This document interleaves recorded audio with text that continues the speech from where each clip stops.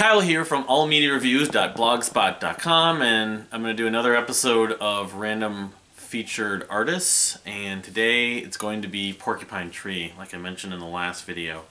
Let me start this. Oh, my timer is not set, of course, even though I don't follow it by the letter. But anyway, so I guess my brief introduction to Porcupine Tree and Steven Wilson actually was initially, I think it was around the year 2000, so 2000, 2001, late in 2000. I went to Northeast Art Rock Festival, Prog Rock Festival in the Pennsylvania area, like Philadelphia area in Pennsylvania, and people I think had mentioned Porcupine Tree. And also, I backed that up. When I saw Dream Theater, actually in February of 2000, when they did the All of Scenes from Memory, there was like a special signing before the show in a suburb of Minneapolis at a drum place called Mars Music, if I'm not mistaken, and there was a long line and stuff like that, and I was talking to some people just waiting in line to like, I think it was Mike Portnoy was doing the signing, but anyway, someone mentioned the band Porcupine Tree to me then. I remember that was maybe the first time I'd ever heard of them. But anyway, fast forward, after Near Fest, I heard some talk about them, I think it was, and then they put out their album Light Bulb Sun or whatever, but that was my first exposure to them.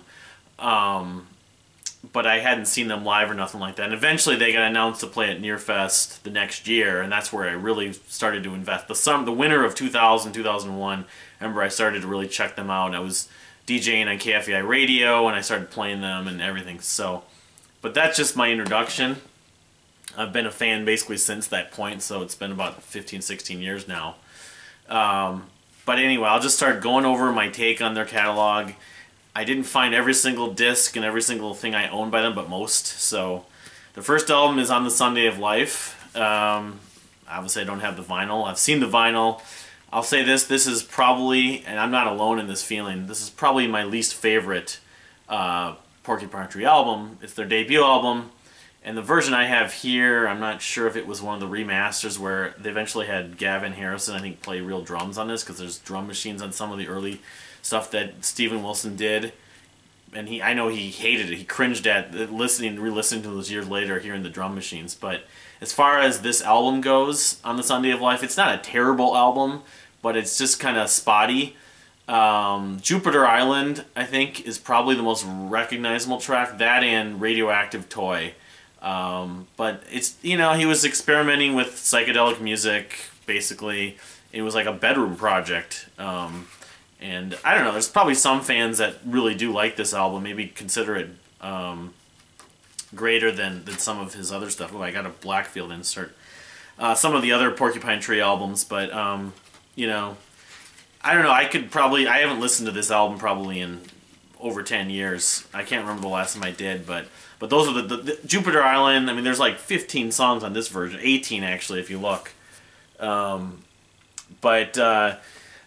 just, it's sort of it was a debut album, and it was a band, or it was just Steven Wilson basically trying to figure out what he wanted to do. He had all these different projects he was trying to do, and Porcupine Tree just happened to be one of them, and later turned out to be the most popular. So then I think that was in 1992, and just basically doing a little homework here. The same year, it might have been later that year, after On the Sunday Life got released, but he also was released after there at some point that year, Voyage 34. Now, it was just an EP, I guess, but then this later got released as a full-length, at least a complete version of it, which it ends up being, if you look at the times there, if I'm showing that on camera, about not 80 not 80 minutes, but there's 4 phases to it, 4 different tracks. It's really one song actually.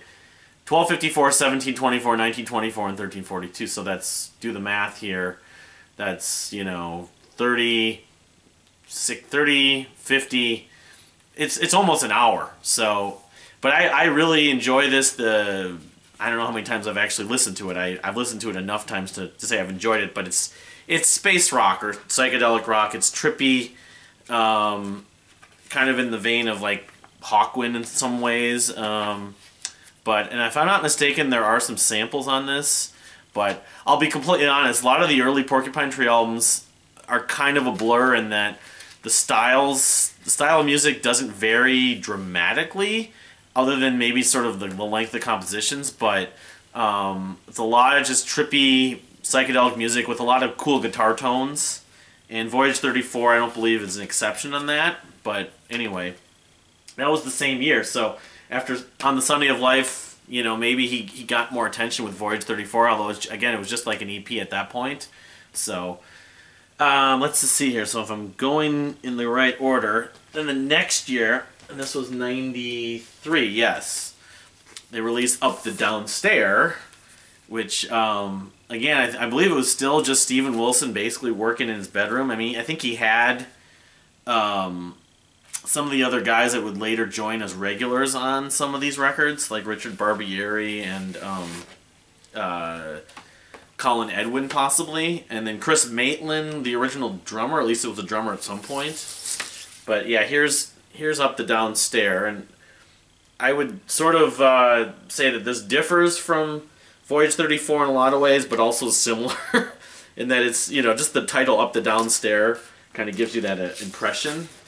But this is the version that came out just a few years ago. I think it was re-released, or I don't know if it had been released on vinyl when it, earlier. You know, I know that the Burning Shed store, you know, business website kind of thing, and Steven's always been sort of a fan of vinyl at some level at least. So, and the fan base especially, because a lot of people that love Porcupine Tree, the old guard, not people that discovered in the last like 5 to 10 years, are very much sort of not audiophiles, but they're into owning, you know, like high quality audio, just like Steven himself, because Steven's been doing the remasters for all these different bands and doing 5.1 mixes and stuff. So, but as far as Up the Downstair goes, again, I'm not hugely like knowledgeable of individual tracks. It's space rock, more or less the same thing. I know the title track is popular, and there's one other on here, I think it's Burning Sky.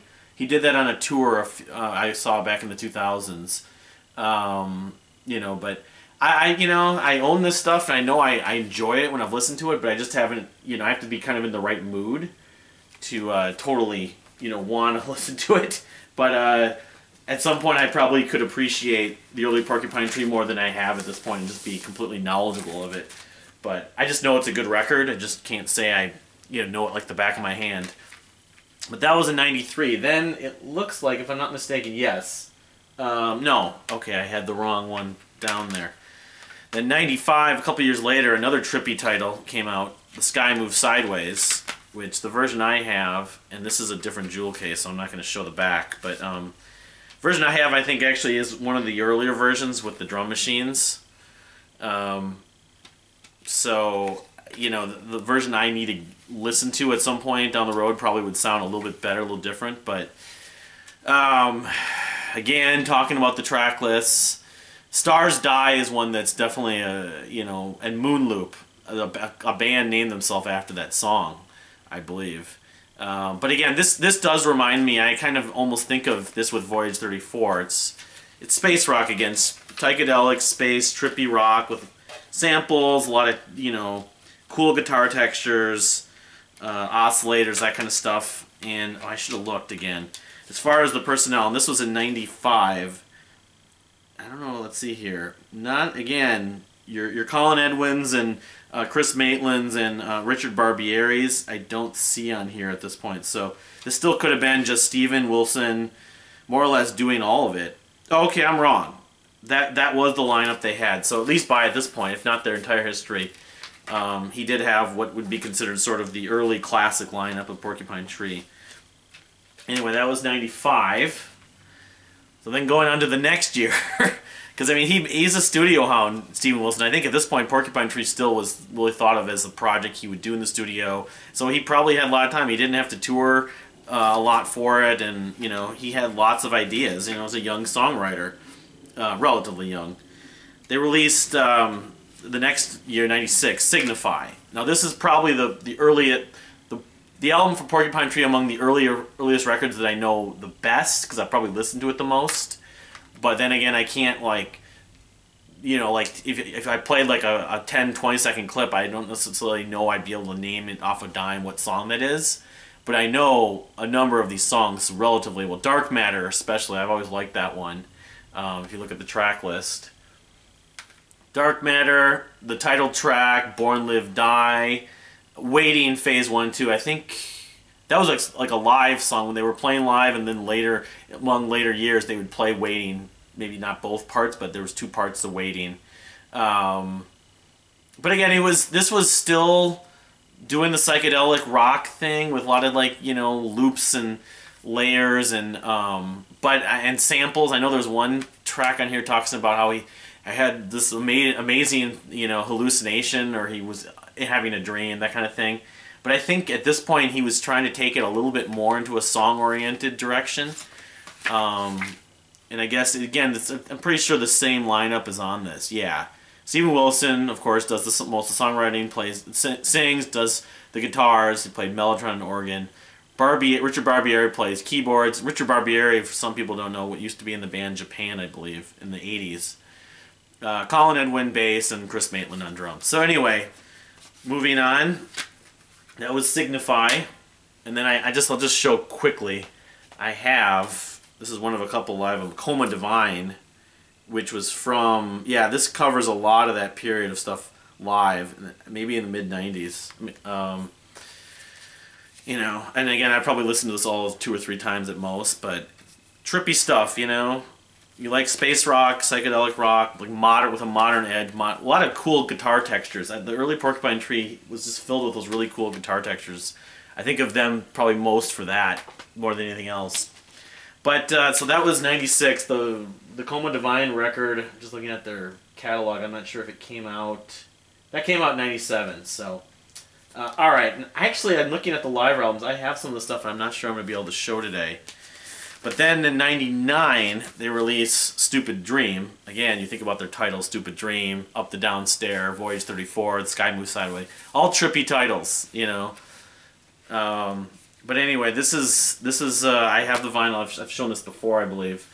This is probably their first foray into really focusing on more song-oriented stuff. I mean, it had some psychedelic stuff, some more extended pieces here and there. Stupid Dream, but I guess I kind of look at this album as sort of the first, like, almost overt approach to just focus more on songs. Not necessarily to get on the radio, but, you know, here's the gatefold.